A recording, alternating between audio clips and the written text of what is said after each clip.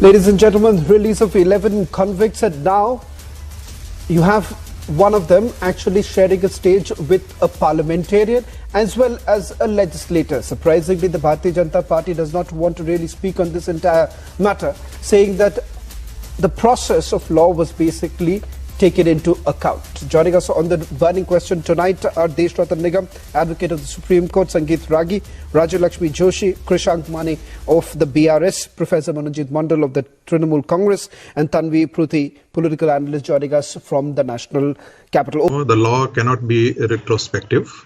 So when the incident took place, the horrendous incident took place, then the law was something different. Tomorrow, if the law comes out, which is very different from what it was 14 years back, then the incident which took place 14 years back cannot be brought in, or there cannot be a person cannot be convicted according to the law what it exists today. Binding? Number one. Number two, whether it is a binding or it is not a binding. Even tomorrow, suppose that the BJP legislature would not have been part of the committee which made this decision. Even then, the opposition would have, concluded that it was a political decision. So I don't dispute it because they are entitled to, make conclusions. I'll come back to the basic issues once again. But Rajalakshmi Joshi, let's be very clear about this. When they were released, they were garlanded. At that point in time, the Bharatiya Janata Party was absolutely silent about this entire matter. They said that the party has absolutely nothing to do. The party did not believe it's important to put their stand on this entire matter. At that point in time, elections were around the corner. Today, Krishank Mani says that look at what is happening. A government program takes place. Now, I really want to understand what is it that the convicts in this case had to really contribute on a government program. What was the need?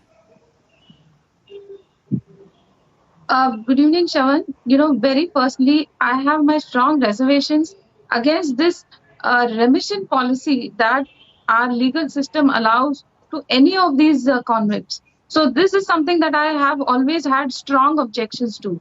And I fail to understand how and on what grounds that kind of a law was made in the first place, and why it still continues to remain so. Because obviously, these any family, they will obviously want to seek remission. And very firstly, the remission was sought not by the political party, but by the individuals' families. So, it was on technical grounds that they were released. So I have my strong objections to that. No, how is it technical? I am nowhere. Rajalakshmi. I don't understand. What is the logic? Tanvi might want to respond to that. That's very illogical, Rajalakshmi. I'm very sorry to say. Are you now saying that because here a convict has applied for remission, okay, of course he is the one who's going to apply for remission, who else would have?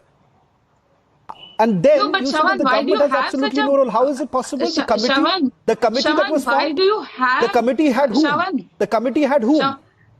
Look, the committee had whom? And is it binding? That's exactly the question I'm asking. Is it binding? The commission had Rajalakshmi, none other than BJP leaders. No, but why? That is okay. That's a different debate. Whether to have remission or not to have remission, it's a different debate. I am sticking, Rajalakshmi. I am only sticking to the fact that what was the need in the first place to have BJP leaders in that very committee? Question number one. Question number two, was it really binding on the government at that point in time to accept that committee's report? And question number three is that what were the convicts really doing on a government program? Can someone please tell me?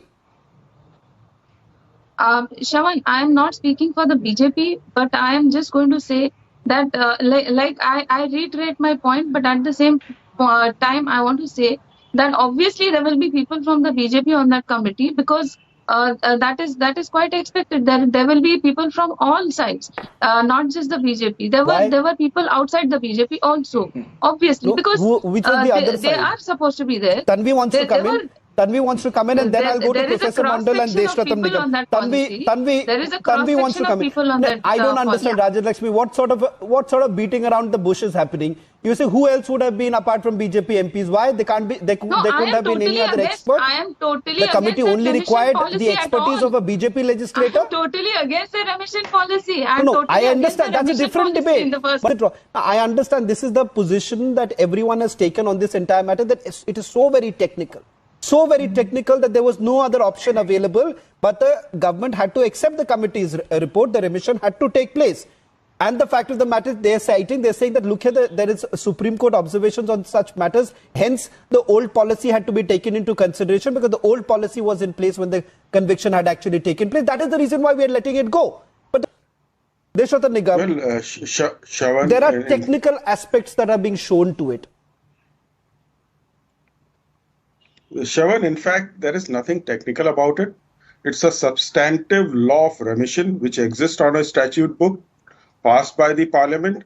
And one thing is very clear, they've undergone the imprisonment. And once there are jail records, jail reports, if there is a good behavior, they come into zone of consideration for remission of the remaining sentence. That is what the law is. In this case, Supreme Court, because one person went to the Supreme Court, they directed the authorities in Gujarat state to consider his remission, and similarly situated people who were there.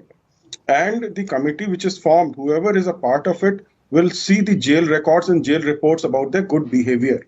This applies to various other cases where earlier also murderers were released and their sentence remitted.